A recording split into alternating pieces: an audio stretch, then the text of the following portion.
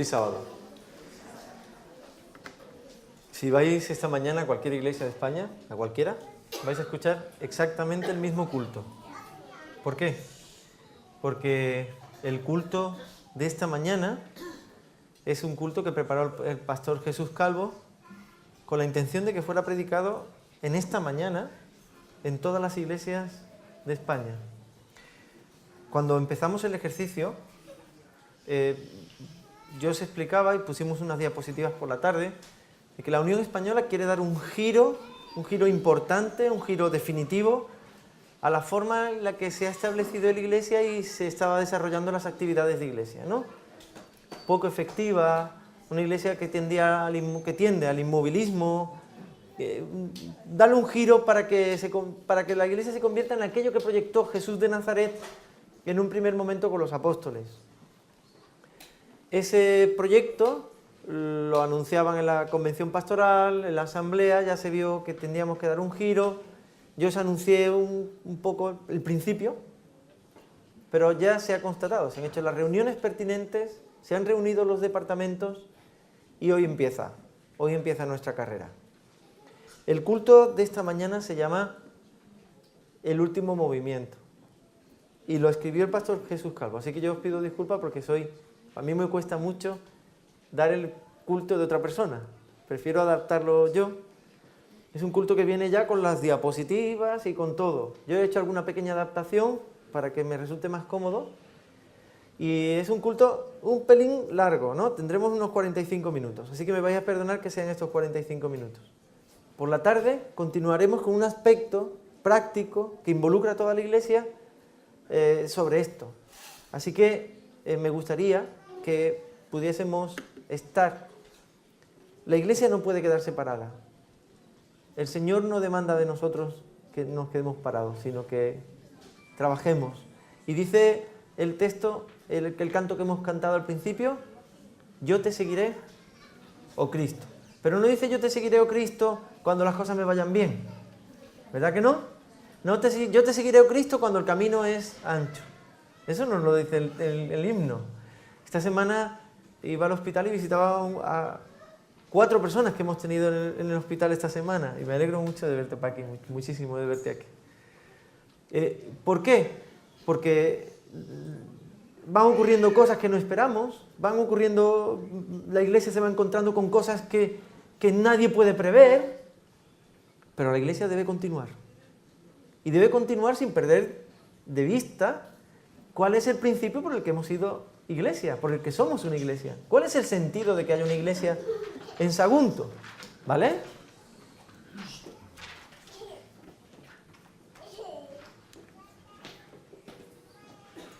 Durante los próximos 5 años se ha realizado una estrategia para que todos sepamos qué nos podemos encontrar en la Iglesia. Este año, el siguiente, así hasta las próximas asambleas. Con un objetivo muy definido.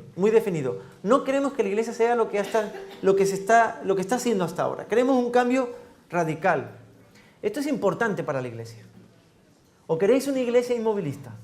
¿Eso es lo que queremos? Queremos una Iglesia de la que tengamos que hacer 3 turnos el sábado.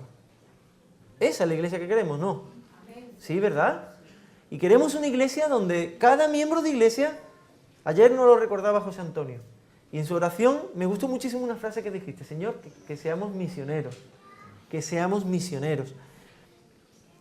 Los misioneros cumplen con la misión, parece de perogrullo, pero es que es así. El misionero no pierde de vista la misión. Como he dicho antes, el culto se llama La Última Jugada. Está escrito por el pastor Jesús Calvo y lo adapta un servidor. El culto empieza así. Hay una historia de un chico que se marchó a ver una exposición de arte, una galería de arte. Y en la galería de arte, en la puerta de la galería, estaba sentado el pintor que estaba exponiendo sus cuadros. Y uno de los cuadros había una figura que representaba a Satanás y otra figura que representaba a un joven. Y en medio de los dos había un tablero de ajedrez. Y mientras el joven miraba el tablero desesperado, con cara de desesperación, Satanás sonreía. Miraba el tablero y sonreía de una forma maquiavélica, podríamos decir, de una forma muy expresiva, ¿no? Y malévola. El chico se quedó mirando el cuadro. Lo miró con mucho detenimiento. Cuando salió, vio que estaba allí el pintor. Dijo, ¿es usted el pintor? Y el hombre dijo, sí, yo soy el pintor. Y dice, ¿le puedo hacer una pregunta sobre el cuadro? Dijo, sí, claro. Dice, ¿a quién le toca mover? Y el hombre que estaba pintando sonrió y le dijo, ¿sabes? Yo pinté el cuadro, ¿sabéis? Cuando alguien pinta, pues lo pinta no pinta porque sí. Yo pinté el cuadro con mucha intención. Nadie me ha preguntado la pregunta que tú me has hecho, pero es la pregunta más importante que se puede hacer de este cuadro. Dice el chico, es que yo sé jugar al ajedrez. Y si le toca jugar al chico, le va a ganar a Satanás. Tiene jaque mate. Claro, la gente miraba y se fijaba en las dos figuras. Y como veía al chico tan preocupado, decía, Satanás le va a ganar. Y sin embargo, ¿a quién pensáis vosotros que le tocaba jugar? ¿Al chico o a Satanás? Pues dijo el pintor, ¿sabéis? Le toca jugar al chico.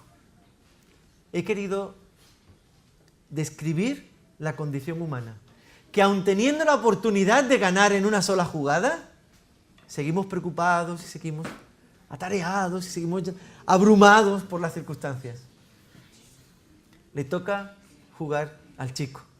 El chico sois vosotros y soy yo. Satanás no tiene grandes presentaciones. No hay que representarlo. Satanás es multiforme también, pero siempre es el mismo. Fijaos, frente a esta ilustración nos propone el pastor Jesús Calvo Juan 16:33, 3 textos bíblicos, que nos hablan de quién dice la Biblia, a quién le toca jugar, dice la Biblia. Vamos a ver, dice, estas cosas os he hablado para que en mí tengáis paz. En el mundo tendréis aflicción, pero confiad. ¿Qué dice después? Yo he vencido el mundo. Estamos frente al tablero asustadísimos, preocupadísimos, y sin embargo el Señor ya ha vencido. ¿De dónde viene nuestra preocupación? Como dice aquí, en el texto Jesús nos habla de los problemas que surgen en nuestra vida. No deberían preocuparnos más de la cuenta. ¿Por qué? Porque lo que cuenta es que el final es feliz si nosotros queremos. Dios tiene previsto un final feliz para nosotros. ¿Eso lo creemos como iglesia? ¿Que Dios tiene un final feliz para tu vida? ¿Cómo iba a afrontar Jesús la cruz si no veía lo que había más allá? Si no soy, yo me tengo que enfrentar a la cruz y lo que estoy viendo son los clavos, y lo que estoy viendo son los latigazos, y lo que estoy viendo es la corona de espinas, y lo que estoy viendo es la cruz, el sufrimiento que voy a padecer. Yo no quiero estar ahí. Yo huiré, yo me abrumaré. Pero ¿y si vemos más allá? ¿Qué vio Cristo frente a la cruz? ¿Vio la cruz o nos vio a nosotros salvos detrás de la cruz? Más allá de la cruz. Pues tenemos que ir nosotros también más allá de la cruz. Juan 5:8 dice, sed sobrios y velad, porque vuestro adversario el diablo, como león rugiente, anda alrededor buscando a quien devorar. Claro, es para estar preocupado, porque el que está alrededor es Satanás, pero ¿Satanás te puede atacar en cualquier momento, de cualquier forma? ¿O Dios tiene previstas también soluciones para eso? Dios tiene previstas soluciones. ¿Sabéis? Uno no puede decidir no ponerse enfermo. Uno puede decidir ponerse enfermo. Cualquiera de aquí podría decir, no, esta tarde voy a estar enfermo. Os cogéis 1 kilo de azúcar, os lo coméis, y esta tarde vais a estar enfermos, seguros. Pero nadie puede decir, esta tarde no voy a estar enfermo. Eso no lo podemos hacer. La enfermedad se ha acabado. Hermanos, la enfermedad ya no existe más. No porque no nos podamos poner enfermos, sino porque Dios tiene la cura. Vamos a vivir eternamente sin enfermedad. Pero eso ya está ganado. No es que Dios lo tenga que ganar. Eso ya está ganado. La victoria sobre la muerte ya está. ¿O no? ¿No lo dice la palabra de Dios eso? Y aunque muramos, resucitaremos para estar eternamente con el Señor. A veces miramos lo del primer plano, muy cerca, demasiado cerca. El texto nos dice que Satanás anda alrededor nuestra, pero no nos dice que tenga libertad para atacarnos como él quiera. Y Satanás busca nuestra ruina, quiere devorarnos. Y sin embargo, lo que el texto pretende decirnos es que estemos vigilantes. ¿Por qué? Porque no le toca mover ficha a él. ¿A quién le toca mover ficha? Me toca mover ficha a mí.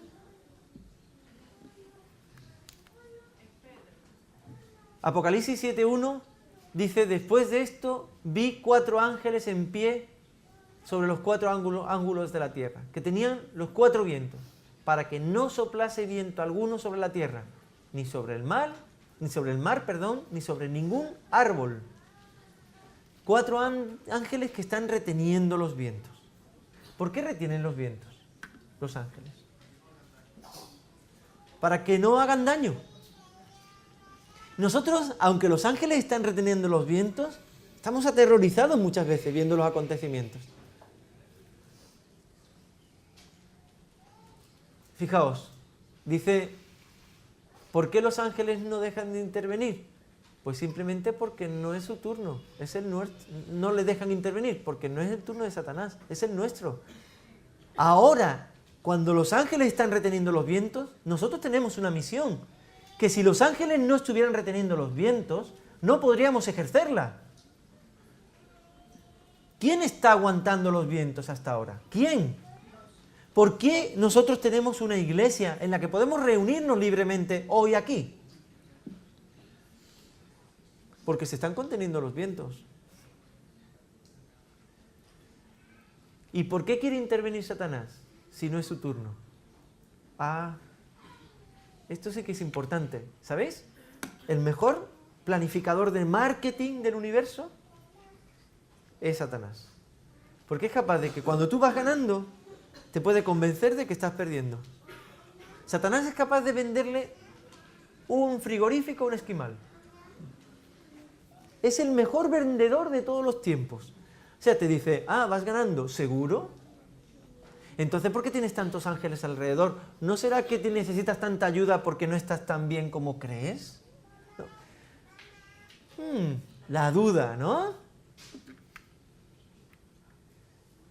Hemos tomado una postura de espera cuando no debería ser así. Nos hemos sentado y hemos esperado que los acontecimientos ocurran. Y no debería ser así. Fijaos, vamos a ver el juego, vamos a mirar el tablero de ajedrez, vamos a ver dónde están las piezas colocadas. Hay veces que están jugando al ajedrez de los chicos y no pasa y dice, mira, jaque en 3, jaque en 2, jaque en 5. Para decir jaque en 5 hay que saber muy bien jugar al ajedrez. Adelantarse 5 movimientos, 6, 7, ya tienes que ser muy bueno jugando al ajedrez. Pero hay gente muy buena y podéis ver que hay gente que hace partidas múltiples. Que hay un montón de gente, no lo sé si lo habéis visto alguna vez, es espectacular, ¿no? Veis 20 tableros y hay una persona que está jugando contra los 20. Y está jugando y empieza tac, tac, tac, tac, tac, tac, tac, y vuelve tac, tac, tac, y los demás están pensando mientras que el otro viene, porque son muy hábiles. ¿Sabéis? Nosotros no tenemos ni siquiera que pensar la jugada. El Señor nos está diciendo, mueve ese allí. Ay, Señor, pero es que, escucha, hazme caso, mueve el rey ahí. Pero es que si me comen... Escucha, yo te garantizo, el mejor jugador del ajedrez del universo soy yo. Y Satanás dice, ¿seguro que lo vas a mover? ¿Habéis visto esto? Que resulta risueño, ¿no? Gente que cuando va a mover hace el otro. Y ya duda la persona. Satanás es un experto. Quien mira lo urgente corre el peligro de no ver lo necesario. Esta semana ha sido una semana llena de urgencias. Semana llena de cosas que uno tenía que atender. Mi agenda esta semana como si no lo hubiese escrito, porque he tenido que cambiar todo un montón de veces. Y es que muchas veces lo urgente nos hace perder de vista lo necesario. ¿Cómo vamos a prepararnos para jugar? ¿Cómo puede la iglesia prepararse para jugar? Con un plan muy bien diseñado. La Iglesia Adventista de España necesita un plan bien diseñado. Necesita que cada uno de los miembros de iglesia conozca ese plan y sepa ponerlo en práctica. No los pastores, no la Unión Española, no, cada uno de los miembros de iglesia. Porque eso es lo que nos va a dar la tranquilidad de saber que estamos haciendo lo que Dios quiere que hagamos. Es un plan que ha costado, como dice aquí el pastor Jesús Calvo, muchas reuniones, muchas oraciones, muchos cambios, se han reunido, han ayunado, han estado muy involucrados las personas que han hecho el plan para este quinquenio y estamos comprometidos en el éxito que el Señor garantiza. Padre Santo, a los que me has dado, guárdalos en tu nombre, para que sean uno así como nosotros. Pero para ser uno, tenemos que proponernos ser uno. La iglesia no se va a unir si los miembros están separados, si cada uno hace de francotirador. Los ejércitos no van y dicen, venga, cada uno que tire un tiro por donde quiera, que ya veremos si ganamos o no. Se planifica, los grandes estrategas, con menos soldados, ganaban batallas. ¿Por qué? ¿Por qué Alejandro ganaba batallas? ¿Porque tenía un ejército más fuerte o porque era mejor planificando? Porque era mejor estratega, era mejor planificando. Se le ocurrían cosas que, un ejército más grande, el doble de grande, el triple de grande, y los vencía. Tenemos que ver que hemos estado 2000 años los cristianos luchando por ser uno, por unirnos, 2000 años, todas las comunidades que han ido apareciendo cristianas, durante esos 2000 años intentando ser uno. ¿Y somos uno hoy, los cristianos, o estamos muy diversificados, muy separados? Pues lo primero que tenemos que hacer, hermanos, es depender absolutamente de Dios, desconfiar de nosotros, enfocar correctamente la vida y nuestro papel en ella y vivir en y para la eternidad. Nuestra vida eterna ya ha comenzado, ya. ¿Por qué creemos que va a tener éxito el proyecto? Bueno, porque vamos a tomar conciencia de tres cosas que son muy necesarias. Primero, la concienciación. ¿Yo formo parte del pueblo de Dios? ¿Sí o no? Y si formo parte del pueblo de Dios, ¿tengo unas responsabilidades con el pueblo de Dios? ¿Sí o no? ¿Hay que predicar el Evangelio de Dios? ¿Sí o no? Pues la iglesia irá respondiendo, sí o no. Pero si somos el pueblo de Dios, tenemos que concienciarnos de que somos el pueblo de Dios. De que cuando actúo fuera de la iglesia también soy pueblo de Dios. De que soy un testigo fuera de aquí, dentro de aquí, en mi casa, con mi hijo, con mi familia, con mi mujer, con mis hermanos. Sigo siendo pueblo de Dios. ¿Cuánto ha costado que yo tenga la oportunidad de ganar en este tablero de ajedrez, en esta jugada? ¿Cuánto ha costado? La vida de Jesús. Que Dios se haga hombre y la vida de Jesús. ¿Y cuánto vale la vida de Jesús? Poco, ¿no? ¿O mucho? ¿Cuánto vale la vida de Jesús? ¿Qué valor tiene la vida de Jesús? No tiene precio, pero muchas veces despreciamos el sacrificio de Jesús, las palabras de Jesús, como si no tuvieran precio, como si no tuvieran valor. El valor de la vida de Jesús es incalculable. Y muchas veces la iglesia que Él ha creado, de la cual Él es la cabeza, muchas veces, bueno, no hemos aceptado el coste, lo que ha costado que yo me salve. Y tenemos que tener en la iglesia dos amigos inseparables, nos propone el pastor Jesús Calvo: la paciencia y la confianza. Paciencia y confianza. Es algo que tenemos todos y que funciona muy bien y que no tenemos que hacer esfuerzo por ello, ¿no? Todos somos pacientes y confiados, ¿o no? Yo lo digo por mí. Tenemos que trabajar mucho la paciencia y la confianza. Pero sabemos que la tenemos que trabajar. Sabemos que si yo quiero cumplir con lo que Dios me dice, cumplir con mi misión, tengo que trabajar la paciencia y la confianza. Ya tenéis un motivo por el que trabajar. ¿Cómo te gustaría que fuese tu iglesia? ¿Lo has pensado alguna vez? Si tuvieras que proyectar esta iglesia y dijese, venga, voy a poner en un papel cómo es mi iglesia. tiene bancos cómodos. Bueno, eso lo tenemos, ¿vale? Los hermanos son fantásticos, también lo tenemos. El pastor, bueno, el pastor no vamos a hablar de él.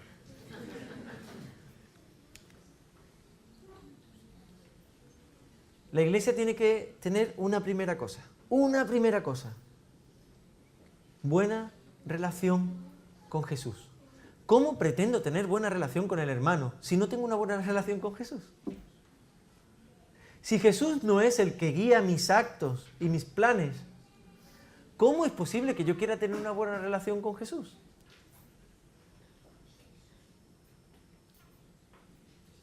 En mi hermano no va a servir para nada que yo me esfuerce si no me guía Dios, si no me guía Jesús. Lo primero que tenemos que tener, toda la iglesia, todos los hermanos de iglesia, es una buena relación con Jesús. Ese es el principio. Y tendremos una iglesia, esto nos gusta a todos, ¿verdad? Una iglesia sonriente, alegre, feliz, sin goteras, esperamos.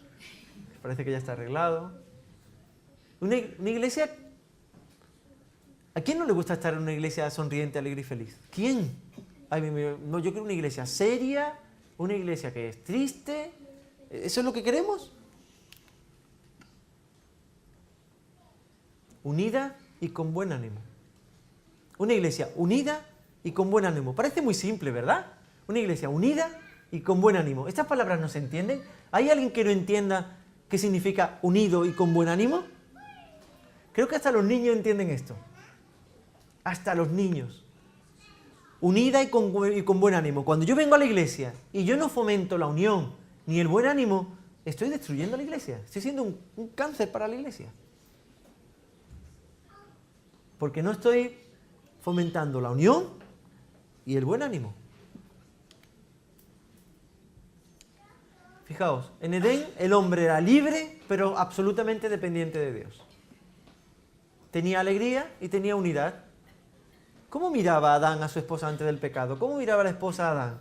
¿Cómo se relacionaban con los animales que había allí? Cuando venían los ángeles a enseñarles, ¿cómo se relacionaban con ellos? Pero después entró el pecado. Y tenemos la tristeza, porque en la iglesia tenemos tristeza. Tenemos autosuficiencia. Esto lo hago yo. Yo tengo derecho. Ayer me he cruzado con un chico por la calle que decía, mi vida es mía, le decía a su padre. Mi vida es mía, yo hago con ella lo que quiero. Y yo decía, pobrecito, todavía no se ha enterado. Y la separación. Nos separamos de Dios. Creamos distancia con Dios. Tristeza, autosuficiencia y separación. Eso es lo que muchas veces puede reflejar una iglesia. Recuperar lo que era la iglesia antes, recuperar lo que era antes de la creación debe ser para nosotros lo más importante. Nuestra principal preocupación. Cuando le decimos a alguien, ¿cuál es tu principal preocupación? No, es que tengo unos zapatos que me tengo que comprar porque... No, eso no. ¿Cuál es tu principal preocupación? No, es que mi principal preocupación debe ser tener una relación con Dios como se tenía antes. Quitando todos los problemas y quitando todos los muros que se levantan a causa del pecado. ¿Cómo vamos a conseguir esto? ¿Tenemos un método para conseguir esto? No es cuestión de quejarse por lo que pasa hoy, ni de lamentarse por lo que pasó ayer.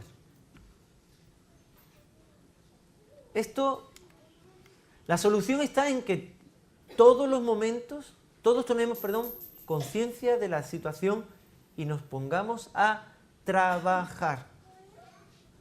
Y decía el pastor Jesús Calvo, la última vez que hablé con él, decía, Antonio, el secreto está en esa palabra, trabajar. Hoy en día, cuanto menos trabajo hay mucho trabajo hoy, muchos de vosotros estáis azotados por el problema del paro. ¿A quién no le gustaría, oye, que hay trabajo en tal sitio? ¿A quién no le gustaría ir a trabajar? Muchas personas se desplazan, van a otros países, ¿qué os voy a contar? Para trabajar. Porque es importante trabajar, pero saber para quién se está trabajando es mucho más importante.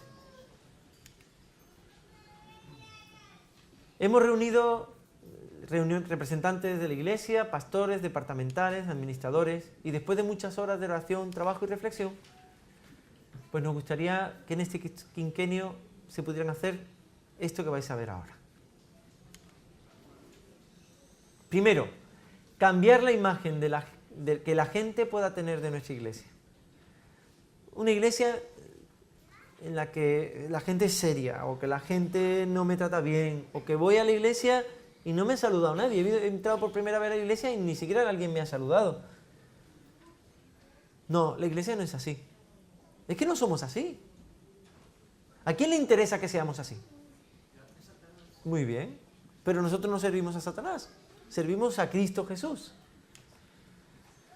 Muchas veces nos tratan de sectarios, asociales, insensibles, proselitistas, gente con la mente cerrada. Y esto se tiene que acabar, porque no somos así. Ese es el velo que Satanás quiere ponerle a la iglesia para que la gente lo vea así, pero no es así. Que nuestra iglesia fuese conocida por tener dentro de sus filas, ¿qué? Gente buena, gente respetuosa, gente servicial. ¿Queréis una iglesia así o no? ¿Queréis que se nos conozca por esto o no?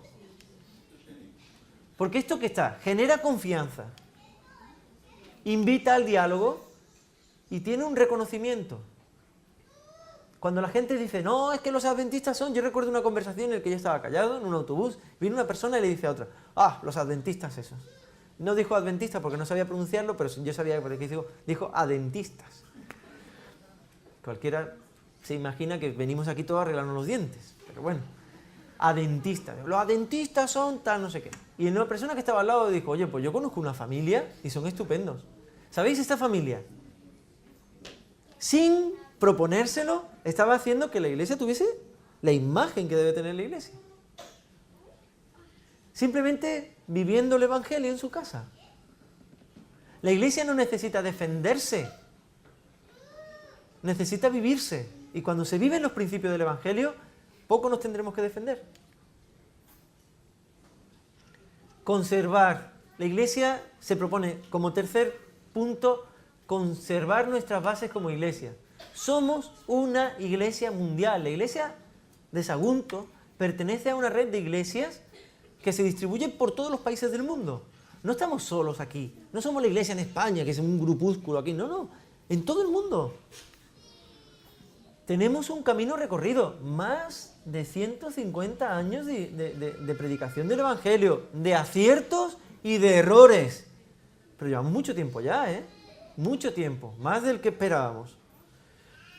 Y tenemos una situación concreta a la que hacer frente. No son situaciones, no, tenemos una situación concreta. Y como adventistas del séptimo día, que estamos viviendo en el mundo, tenemos una responsabilidad y tenemos una idiosincrasia y tenemos, dentro de cada cultura, tenemos una forma de proyectarnos, con los mismos fines.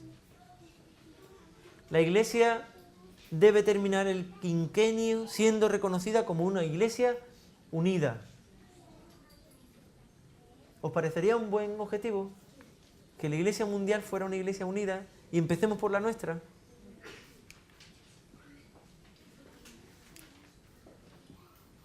Fijaos lo que se dijo en Atlanta.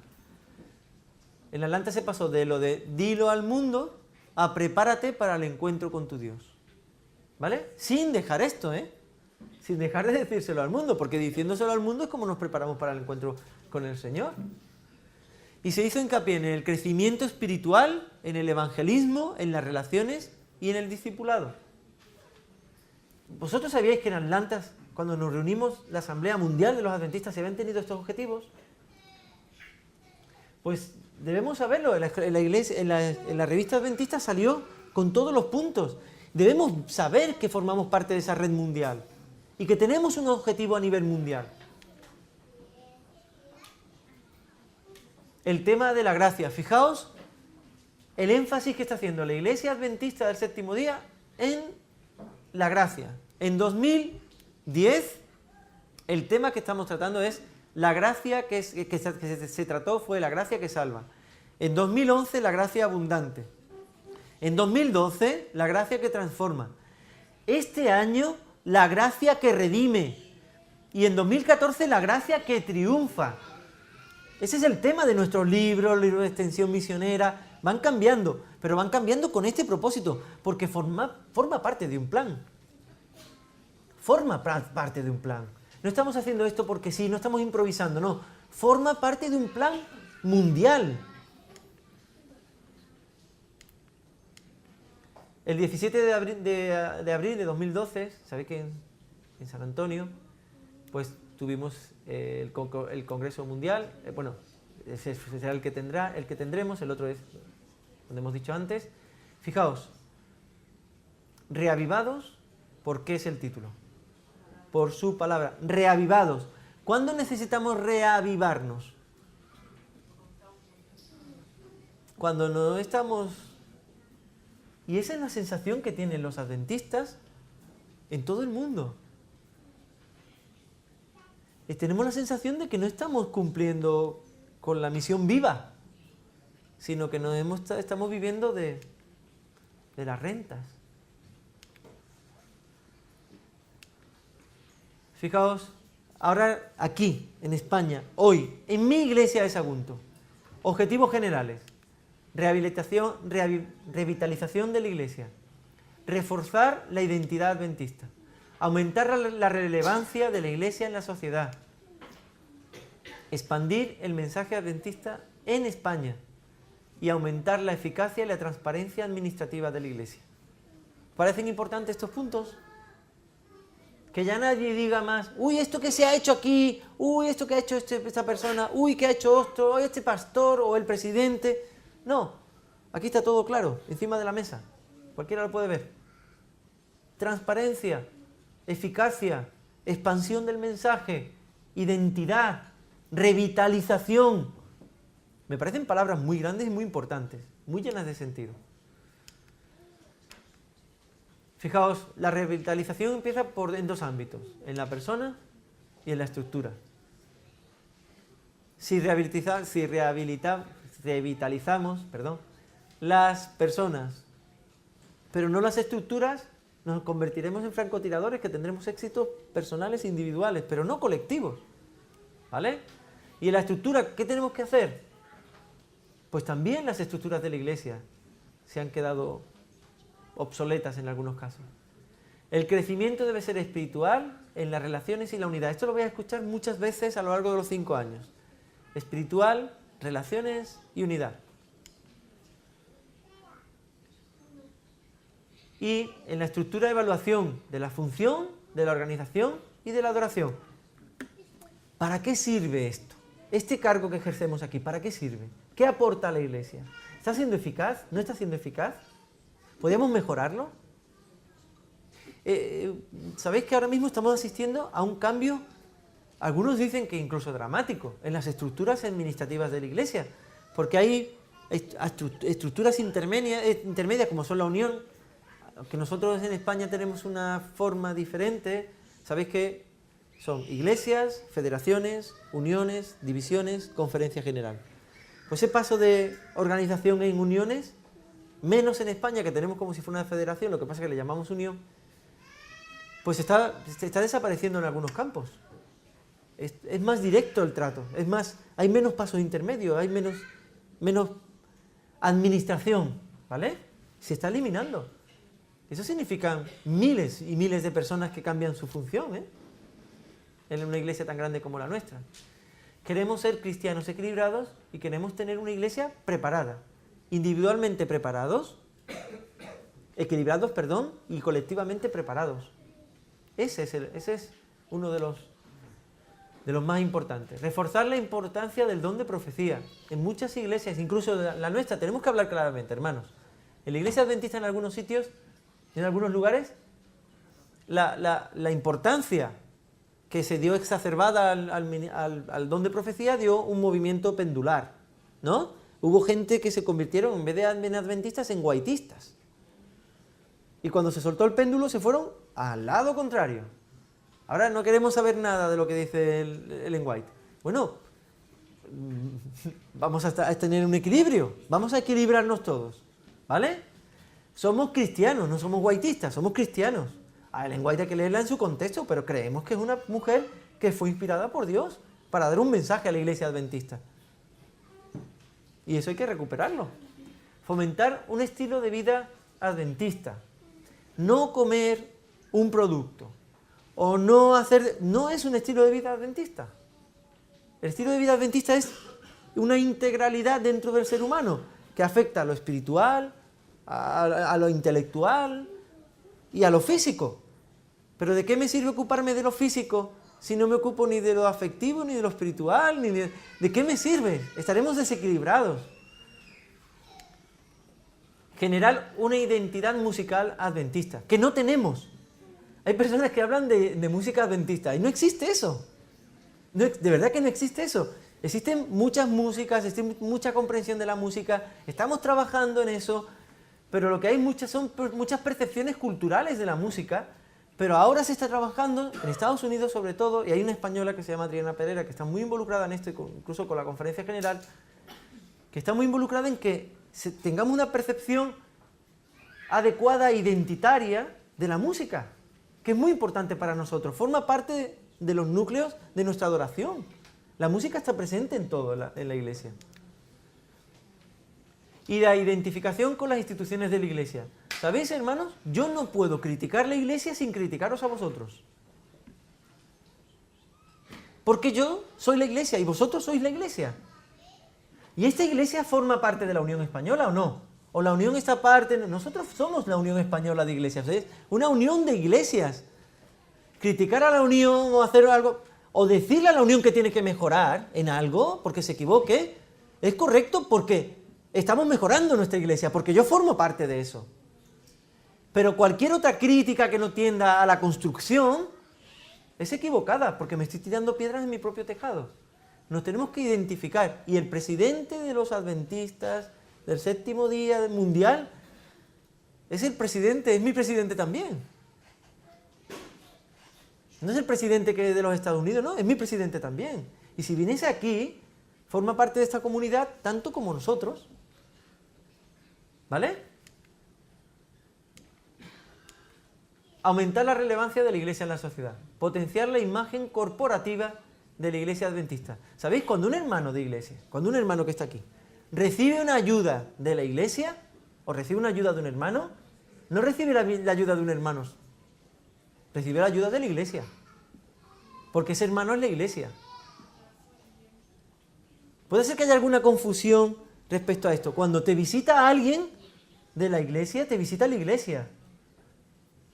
Porque somos la Iglesia. Cuando alguien se preocupa por ti, de los que están aquí, no se preocupa el hermano individualmente, no. Se preocupa la Iglesia por ti. Porque tenemos una imagen corporativa. Somos la Iglesia. Debemos dar a conocer las noticias de la Iglesia adventista. Es importante que sepamos lo que está pasando en el mundo. Antes teníamos el misionero, venía una persona y nos contaba, ¿verdad? ¿Cuántos echáis de menos el misionero? Muchos, ¿verdad? Bueno, pues ¿sabéis que tenemos un misionero en internet que nos dice lo que está pasando en el mundo? Y noticias que en algunos casos, ¿cómo nos hubiésemos enterado de estos hermanos que están encarcelados? Que seguimos orando por ellos, si no nos dan esa noticia. ¿Cómo puede la Iglesia unirse millones de personas en oración, preocupados por unos hermanos que están injustamente encarcelados, si no es a través de esto? Pero esa noticia es una de las que nos hemos enterado. Hay muchas, y muchas buenas. Y nos enteramos de esas noticias. Deberíamos estar al día de lo que pasa en nuestra casa. ¿Os imagináis que llegáis a vuestra casa y os encontráis que han cambiado la mesa del comedor? Y decís, ah, vale. ¿Qué ha pasado? Se ha cambiado. ¿Quién la ha cambiado? No lo sé. ¿Os imagináis? ¿O que han cambiado las cortinas? Diréis, ¿pero qué ha pasado? ¿Cómo no me he enterado yo? A veces nos pasa eso en la Iglesia. Mantener buenas relaciones públicas. Sabed que somos cartas abiertas, ¿a quién? Al mundo. Somos cartas abiertas al mundo, hermanos. No podemos ser de una manera aquí y de otra manera fuera en la calle. No, eso no cabe, no podemos tener doble ánimo, como nos dice Santiago. Y fortalecer las relaciones interconfesionales. Tenemos muchos hermanos que no son adventistas. Y debemos hablar con ellos y debemos dialogar con ellos. Y ese diálogo tiene que ser productivo. Yo os he contado, ¿no? Alguna vez en la facultad con el pastor que está ahora, Jonathan Bosquet, que está ahora de pastor, de capellán en el CAS, como hablando con un chico que iba para cura, en un momento determinado, cogemos en el Lealan, en la Biblia en griego, empezamos a ver los textos del bautismo, y este chico, eso fue antes de Navidad, este chico se marcha de Navidad, y cuando viene de Navidad nos dice a Jonathan y a mí, quiero hablar con vosotros. ¿Qué ha pasado? Me he bautizado. Y dice que se había bautizado. Después de leer el Evangelio con vosotros, después de ver el texto, lo que significa bautizo, después de analizarlo, después de coger el diccionario, me di cuenta de que nunca me había bautizado. Y ahora es bautista. Y ahora es bautista. Y se ha acercado más. Y quién sabe el día de mañana. Seguimos en contacto con él. Pero si no hubiese habido diálogo, este chico podía haber comprendido la verdad del bautismo. ¿Me decís cómo dentro de una facultad católica puede entender la verdad del bautismo una persona si no va alguien y se lo explica como alguien como nosotros? Y esto en cualquier ámbito de nuestra vida, en la comunidad de vecinos, en la universidad, en el instituto, en cualquier ámbito de la vida. No debemos cerrar nuestras puertas, debemos ser una iglesia que abre sus puertas y que sea conocida porque dialogamos.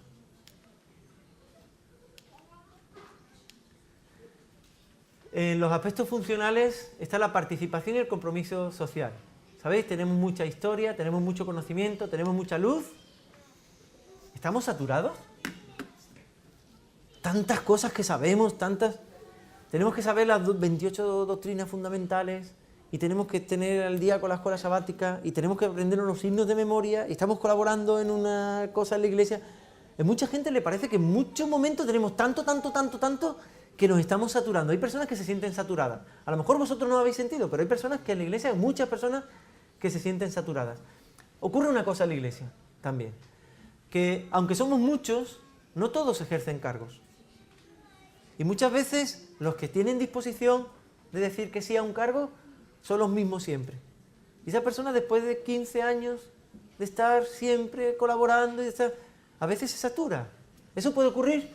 Eso puede ocurrir. Más participación de todos. Tenemos muchas cosas, pero vamos a participar, vamos a saber. No podemos saturarnos, ¿vale? Mucho. Bueno, más vale poco de calidad que mucho sin calidad, ¿vale? Necesitamos compartir las responsabilidades, compartir el Evangelio, compartir en la acción social la ayuda que podamos hacer a otros, como esta iglesia muy bien hace. Yo digo que esta iglesia, la iglesia de Sagunto, es una iglesia comprometida socialmente y que hace mucha labor social. Y en eso, hermanos, estamos cumpliendo con los objetivos ya. Pero no debemos pedirlo, no debemos perderlo de vista. Vamos a estar con nuestra ciudad. ¿Dónde? Con el ayuntamiento, en las asociaciones vecinales de los barrios, en el vecindario más próximo. Vamos a proponernos. El otro día una persona decía, oye, esto que hay un programa en televisión que es la Super Nanny, ¿no? Entonces, la Super Nanny, ¿habéis visto? ¿Sabéis de lo que va? Hay unos niños que se portan muy mal en su casa, llega una psicóloga, entra dentro de la casa, aplica una serie de normas que nosotros ya teníamos en el libro de la educación hace mucho tiempo. La mujer aplica esas normas y resulta maravilloso el cambio que dan los chicos.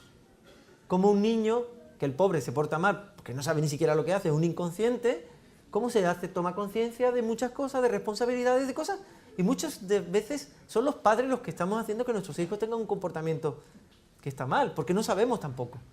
Bueno, y alguien me decía, oye, ¿te imaginas que con la gente de la iglesia que hay que sabe cosas sobre esto, nosotros nos ofreciésemos en los vecindarios para visitar casas donde hay problemas con esto y que haya un grupo de adventistas, de 5, 10, 20 adventistas que salgan por la ciudad, visiten casas y la gente vea que su vida mejora? ¿Sería una buena forma de testificar? ¿Qué pensáis? ¿Sería un buen testimonio? ¿Y sería útil? Pues sería fantástico que pudiéramos hacer cosas así. Vamos a estar con la gente, vamos a participar con la gente de nuestra creencia. Sería bueno que nos conociesen porque somos personas respetuosas, buenas, respetuosas y serviciales, porque generamos confianza, invitamos al diálogo y tenemos reconocimiento. Conseguido la siguiente fase tendrá mucho más impacto. ¿Qué puede venir después de esto para la iglesia? Que creceremos a todos los niveles, en extensión, en mentalidad, con las personas autóctonas del país, por el reconocimiento, la admiración y por imitación. Necesitamos el poder del cielo para poder hacer esto. Sin el poder del cielo no podemos llegar a hacer esto. Es posible que lo consigamos, después de lo que os he dicho. Yo sé que estáis un poco cansados y que yo estoy repitiendo muchas cosas. Y sé que en toda la iglesia del mundo, en toda la iglesia de España estarán sintiendo lo mismo que vosotros. Así que pensad en la solidaridad, ¿no? Pero, ¿es posible conseguir todo lo que he dicho? ¿Es posible que este pueblo en Sagunto se una? Y en Sagunto, digamos, sí, nosotros sí que vamos a ser capaces de, con la ayuda de Dios, llegar a conseguir esto. Yo os pido, hermanos, que oréis en vuestra casa en la intimidad y digáis, Señor, me quiero comprometer con esto. Y veáis los cambios que el Señor puede hacer. Sí, con la preparación adecuada y con la ayuda de Dios, sí podemos hacerlo. Fijaos los planes, rehabilitación, en lo que hemos visto antes, ¿vale? Esto, crecimiento, expansión y consolidación, no lo vamos a tener si no tenemos todo esto. No lo vamos a tener. No podremos. Habremos fracasado. Si no ponemos en práctica estos tres puntos tan importantes. Fijaos que lo tenemos hasta por meses, ¿vale? El tema que queremos tratar en los cultos, en los temas de tarde, es la gratitud. Cuando se tengan temas de tarde, eso se le dirán a la gente temas de mañana, cultos, predicaciones. Hermanos, vamos a predicar en enero sobre la gratitud, en febrero sobre la alabanza, en marzo sobre la verdadera adoración, en abril sobre los dones espirituales, en mayo sobre el liderazgo, en junio sobre la organización y planificación. Julio y agosto, como hay muy pocos hermanos en la iglesia, se han dejado sin contenido, pero se podría hacer un resumen, ¿vale? Una recapitulación de todo lo anterior. Y en septiembre de la fidelidad. Ese será cómo completaremos nuestro año y cómo nos concienciaremos a lo largo del año.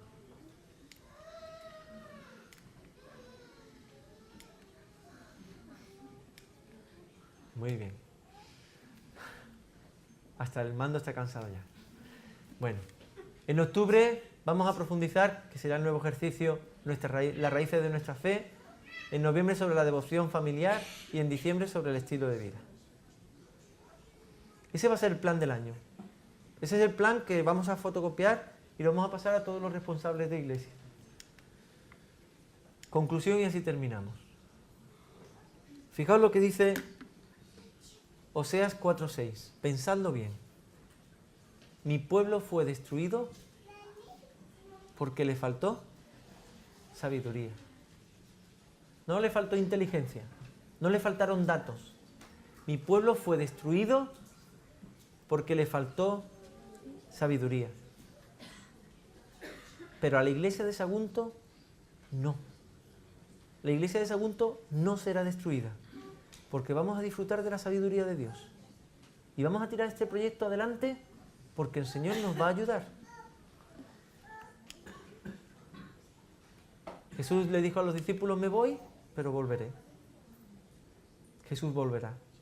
Y cuando vuelva Jesús, ¿qué nos encontrará haciendo?